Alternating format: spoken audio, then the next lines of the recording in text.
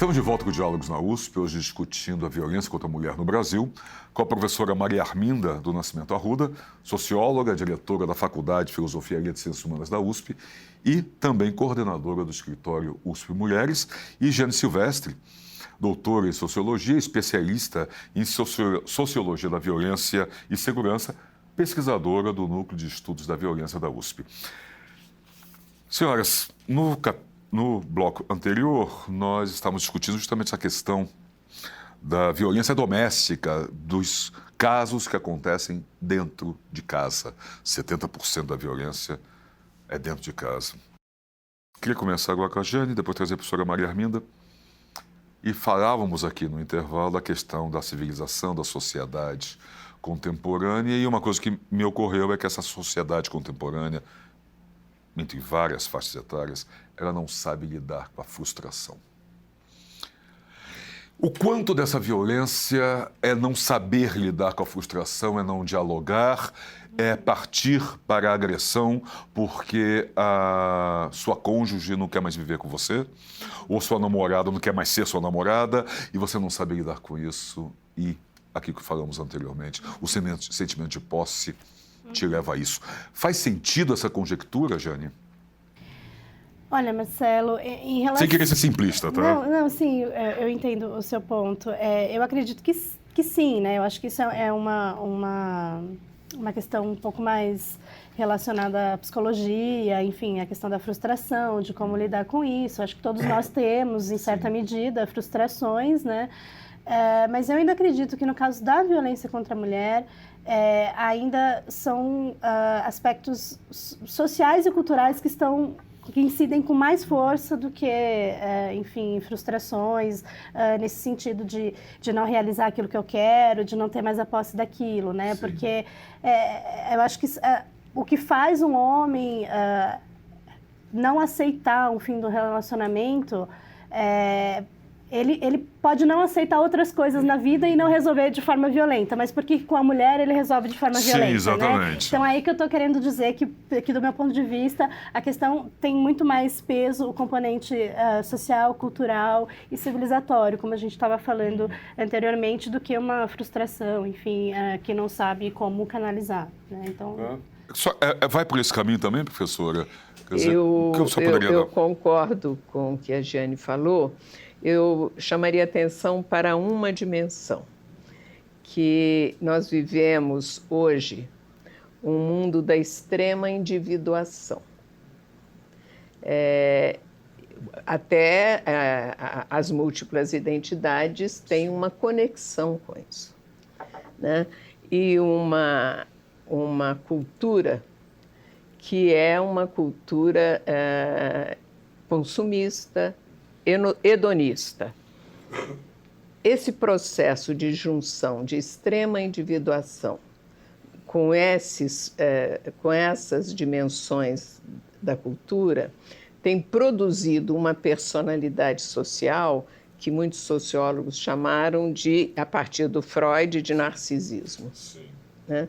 Quer dizer, a referência é a autorreferência sempre. Uhum. Isso aparece em múltiplas situações, Marcelo. Por exemplo, no momento de estruturação da sociedade moderna, estava definido o que era o universo público e o que era o universo privado. Sim. Então, a família do século XIX a qual eu me referi, a família burguesa, era definida como universo privado. Uhum.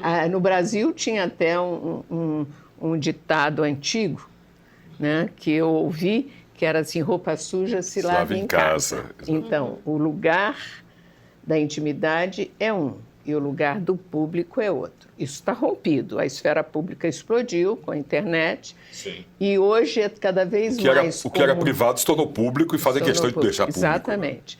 Né? E hoje cada vez é mais comum as pessoas fazerem confissões públicas, falarem publicamente. Isso tudo desapareceu. Neste processo de autoexpressão, com outros processos subjacentes, aos quais alguns eu me referi, é muito mais complexo que isso, mereceria uma análise até mais detida, A dimensão narcísica dessa cultura implica a dificuldade de lidar com a frustração. É isso. Quer dizer, a frustração, ela não é só uma dimensão subjetiva do indivíduo, mas é um traço dessa sociedade, que é a busca do prazer a qualquer custo. A drogadição tem uma relação com isso, não é só, mas tem uma relação com isso. Bom, é claro que quando... essa coisa é muito complicada, quer dizer, eu acho que a Jeane sabe muito melhor que eu isso, mas há múltiplos fatores aí atrás. Quer dizer, num processo no qual de grande transformação nas relações de gênero, digamos assim, Sim. ao mesmo tempo de grandes transformações nos formatos familiares, de grandes transformações na vida profissional de homens e mulheres e de mudanças de padrão, combinados a essas personalidades sociais com essa característica, tendem a fazer com que a violência grace nas relações sociais de uma maneira geral. Maneira geral. De outro lado, dentro dessa composição de relações violentas, há particularidades. Quer dizer, nós assistimos no Brasil, hoje, um genocídio dos jovens negros, né? A violência contra as mulheres é uma particularidade dentro disso. E ela tem fatores gerais e próprios. Então, você me pergunta a frustração seria essa dimensão mais geral da Sim. estruturação das personalidades básicas no mundo contemporâneo. Mas aí você tem determinantes próprios, que é a mudança de especificidades, mudanças em formatos familiares, o papel da mulher na sociedade contemporânea, esse papel, digamos, de vanguarda das mulheres nos processos de transformação da sociedade. E ela é diferenciada. Quer dizer, eu fico pensando uma coisa que nós temos que lidar diferenciadamente para construir políticas consequentes. O que, professor? Que uma coisa é a mulher, que, por exemplo, que é uma mulher que presta serviços nas casas, como diaristas, Sim. que tem vários filhos, mora na periferia das metrópoles, trabalha o dia inteiro e volta para casa. Cada filho, às vezes, é de um companheiro que não é o pai. E essa mulher é submetida à violência do companheiro, mas ela é particular em relação à violência da mulher de classe média alta, profissional, que também existe. Também existe isso, Mas claro. é de outro tipo. E se nós não conseguirmos recortar isso muito bem, e na universidade isso é importante, porque a universidade se democratizou socialmente, isso é ótimo. Eu acho ótimo. Agora, as estatísticas mostram que mais de 50% das universidades públicas, falando sobretudo das federais, os alunos vêm da chamada população PPI. A UFRJ tem mais de 70% dos seus estudantes da escola pública. Isso é muito importante. Isso é importantíssimo. E aí, na universidade, uma coisa é lidar com as formas de violência contra as mulheres dessa nova população que entrou na universidade, que vem de contextos sociais diversos, que é o que eu estou dizendo que estou tentando fazer no escritório USP Mulheres, avançar na pesquisa. Excelente. Já que falamos disso, eu queria trazer para vocês justamente isso, quer dizer, o papel da universidade na pesquisa, no entendimento disso tudo, um papel, primeiro eu queria falar com a Jeane, do Neve. Quer dizer, que pesquisas, que trabalhos vocês desenvolvem lá e depois a professora Maria Arminda. Só para complementar, eu concordo muito com essa última colocação da professora. Eu acho que a universidade ela tem um papel transformador na vida das pessoas, especialmente as pessoas que vêm das classes mais baixas. Assim, é uma transformação, é uma oportunidade de transformação, inclusive para se problematizar e romper com ciclos de violência, né? Então, eu acho que esse é um primeiro papel que a gente pode dizer de importância da universidade. E, obviamente, a gente tem, eu diria, uma importância e uma obrigação de refletir sobre isso nas nossas pesquisas, de refletir sobre o nosso contexto social. E aí eu falo nosso para pensar especificamente a realidade brasileira, a realidade que a gente está inserido, os nossos processos sociais, as nossas relações, a violência como um traço que perpassa muito a fundação das nossas relações e as nossas relações sociais de diversas formas. Então, eu acho que a autonomia da universidade permite isso, né? E acho que isso é uma coisa, inclusive, que a gente tem que ficar muito atento, porque eu acho que a gente está até sob risco, né, de perder essa autonomia, de refletir, de colocar o dedo na ferida, de pensar políticas públicas para transformar esse contexto. É o nosso papel, né? E eu gosto muito de poder estar nesse lugar contribuindo com isso, claro, né? E em relação ao NEV, eu acho que é um núcleo já bastante conhecido na área, né? O NEV tem mais de 30 anos, o Núcleo de Estudos da Violência. Tem mais de 30 anos enfrentando esse tema árido, né, que é a violência, e especialmente as violências institucionais, as violências cometidas por agentes do Estado, né? O NEV ele vem nesse contexto pós-ditadura, ele vem para refletir sobre a abertura democrática no Brasil e as mudanças e não mudanças das instituições policiais nesse contexto, né, perpetuação da violência, do autoritarismo. Então, a gente tem uma reflexão que vem lá de um dos fundadores, que é o professor Paulo Sérgio Pinheiro, sobre o autoritarismo socialmente implantado nas nossas relações, né, na nossa sociedade, né? Então, a gente tem feito isso, né? E dentro desse grande escopo, pensar também essas formas de violência contra a mulher, violência policial, violência contra jovens, violência contra negros, letalidade, né, a morte de jovens negros, como a professora mencionou. A gente vive num contexto de quando a gente esmiuça os dados, né, as estatísticas sobre mortes, a gente vê um perfil muito específico da população que é vítima, né, das mortes violentas hoje no Brasil, que são jovens, muito jovens, na faixa de 15 a 19, 20 anos, negros, pobres. Então, refletir sobre esses números é muito específico, né? Então, eu acho que um centro como o nosso, uma universidade como a nossa, tem a obrigação de refletir sobre essa realidade e pensar diagnósticos a partir disso e propor mudanças, propor políticas públicas, embasar, pautar cada vez mais políticas públicas baseadas em evidência, que é o que tem se perdido muito, né, nos últimos anos. A gente tem feito muito política pública nesse país com base em achismo, legislação reativa, né, a casos de repercussão.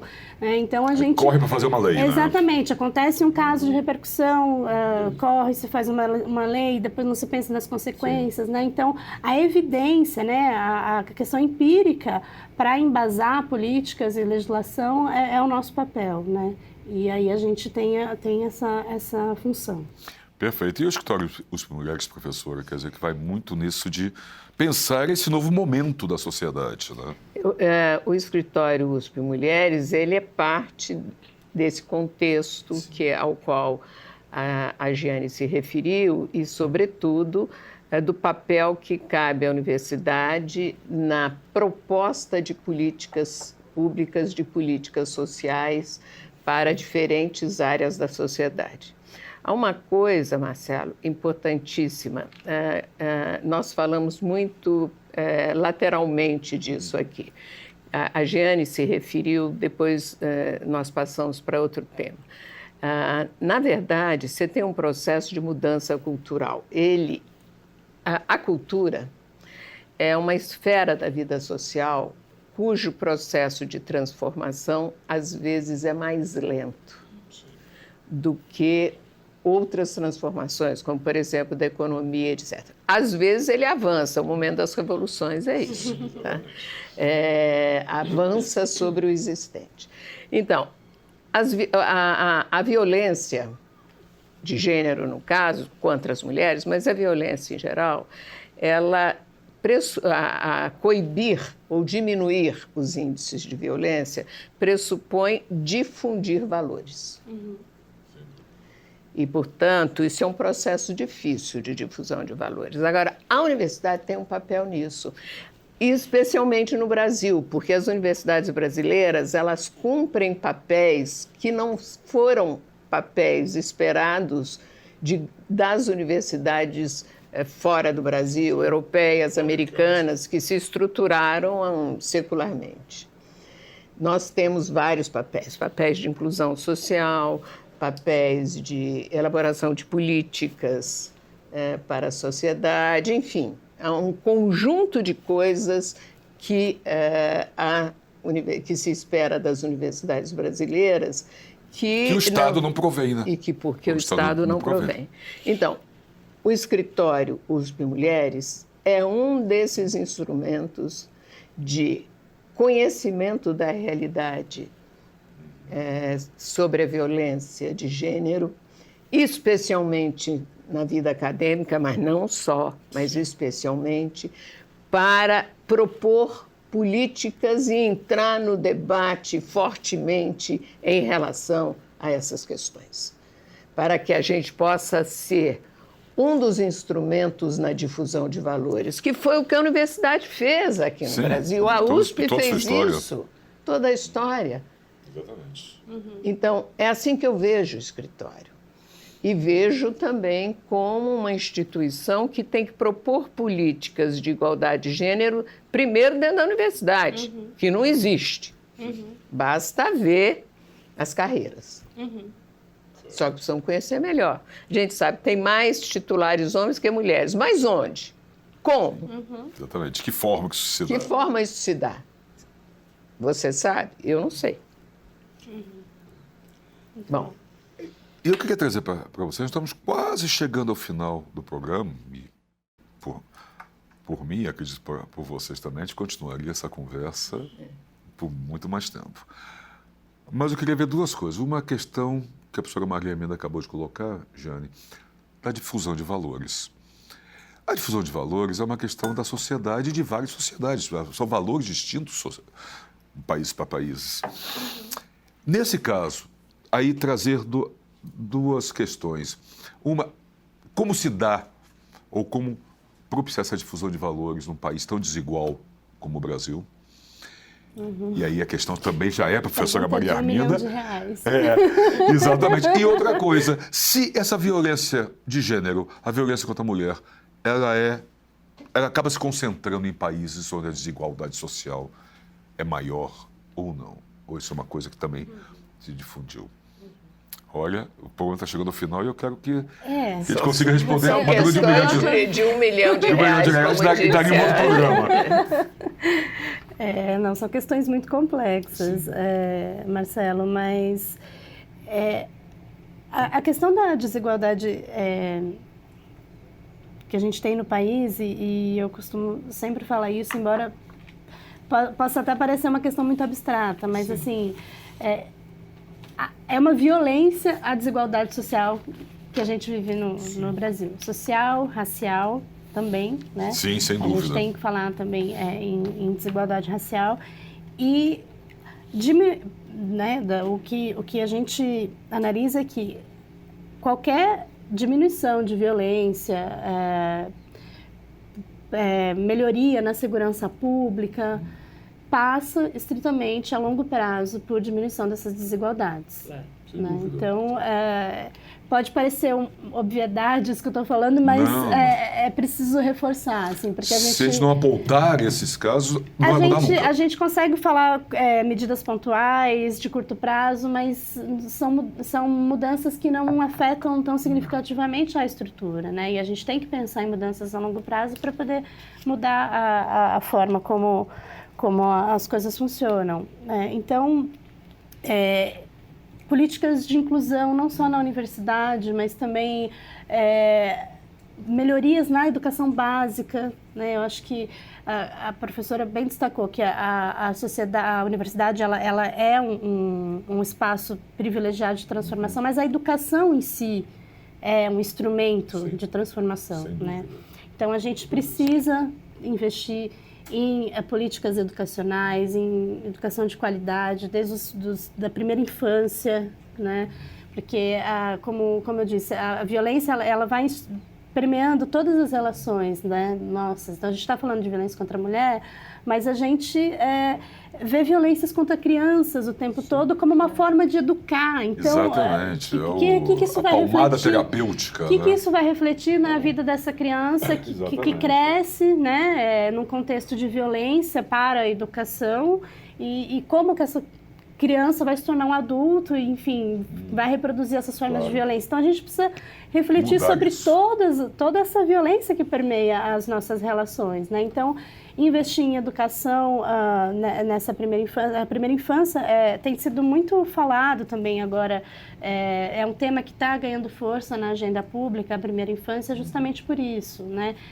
Tanto a questão da qualidade, mas como a questão da violência, alimentação, porque é a base, né, do indivíduo, né, formada nesse momento. É a formação do cidadão. É a formação do cidadão, né? Então, muito que a gente vive hoje, a gente está relacionado a essa primeira infância. Então, eu acho que passa por políticas educacionais, passa por mais acesso a instrumentos de cultura, de lazer, enfim, de uma sociedade menos desigual ao acesso, né? Então, a gente está falando do Brasil, mas inclusive na cidade de São Paulo, você tem uma cidade que tem uma desigualdade muito grande dentro do mesmo município, né? Dentro do mesmo bairro. Você tem, se você analisa os indicadores, né, de longevidade, o IDH, o IDH não, desculpa, esses indicadores de longevidade, de mortalidade por distritos, eles são muito discrepantes, né? Então, pensar em diminuir essas desigualdades, com certeza, é uma coisa que a gente tem que ter em mente, né? Mas também não vou me alongar mais. Tá, professora Maria Arminda, que estamos chegando no final, mas eu queria saber a sua opinião, professora, nesse sentido. Claro que a desigualdade social é um fator da violência, porque a desigualdade social, ela primeiro produz uma extremação social, né? Os ricos e os pobres. Só que isso implica injustiça social. A injustiça social no Brasil, ela cresceu nos últimos 3 anos. Quer dizer, a desigualdade cresceu. Ela vinha num processo de diminuição e depois ela recuperou o antigo impulso de crescimento. Bom, isso extrema a sociedade. O Brasil tem um processo de concentração de renda pornográfico para o mundo, sobretudo numa economia que tem uma importância. A economia brasileira tem uma importância. Tem um artigo do economista Luiz Gonzaga Beluso, ele diz que o Brasil não tem elites, tem gente muito rica, que é diferente de ter elites, que é gente rica, que acha que sabe tudo, gosta de dar opinião em tudo, e assim que pode vai para Miami. O próprio ministro da Economia diz, se vocês não quiserem fazer, não tem importância, eu vou morar fora. Quer dizer, eu não tenho compromisso com esse país. Exatamente, falta de comprometimento com uma ideia de país, né? Precisaria de uma elite esclarecida para entender isso. Isso envolve políticas educacionais, políticas de emprego. Tem um processo de mudança na estrutura ocupacional do mundo, produtiva, que a força de trabalho exigida é aquela que passou pela educação formal. Só que nós não fizemos isso. Isso envolve políticas urbanas, falta de equipamento urbano, quer dizer, milhares de coisas. Então, esse processo de extrema desigualdade, de extrema ação social, ele produz uma coisa que Nietzsche conheceu muito bem, é o ressentimento. É o ressentimento social. E o outro, Está então... na raiz de muitos nossos problemas. O outro, aquele que é descartado como secundário, ele quer se apropriar daquilo que não lhe foi dado por direito, de qualquer maneira. Isso pode estar, isso é uma hipótese, na base da violência em geral, mas várias outras, quer dizer, isso junta uma cultura hedonista, isso junta com a cultura consumista. O menino da periferia que não tem dinheiro para comprar o tênis bonito e ele vê na rua jovens de classe média de tênis bonito, ele quer se apropriar daquilo que poderíamos chamar do gozo do consumo, nem que seja pela violência. Ele não tem saída, a escola não o inclui. Onde ele vai ser incluído? Então, ele busca, às vezes, alternativas de ganho fácil, que é, por exemplo, o tráfico. Então, tem uma relação funda, assim. Apenas não explica, mas não sem uma política de dirimir essas desigualdades, o que eu não vejo no cenário brasileiro atual. No curto prazo, no curto prazo, é difícil. Uma reforma da educação, uma abertura para o debate, que também não vemos hoje. Está muito difícil, Marcelo. O professor Antônio Cândido uma vez me disse que só os conservadores são pessimistas. Eu não me considero uma pessoa conservadora, ao contrário, mas eu ando muito pessimista em relação ao Brasil. É claro que o pessimismo pode ser também um lugar para ver o mundo. Exatamente, uma questão de E posicionamento. a violência de gênero é outro lugar. É isso, bom. Queria Muito agradecer obrigada. muitíssimo a professora Maria Arminda Nascimento Arruda, a professora socióloga, diretora da Faculdade de Filosofia e Ciências Humanas da USP, coordenadora do História USP Mulheres, da Jane Silvestre, doutora em Sociologia, especialista em Sociologia da Violência e Segurança, pesquisadora do Núcleo de Estudos da Violência da USP. Queria agradecer muito a vocês. O diálogo está chegando ao seu final. Espero que essa nossa conversa tenha ajudado a todos a refletir mais sobre a sociedade que queremos. Muito obrigado a você, muito obrigado, professora Maria Arminda, a Jane. Até a próxima. Muito obrigada.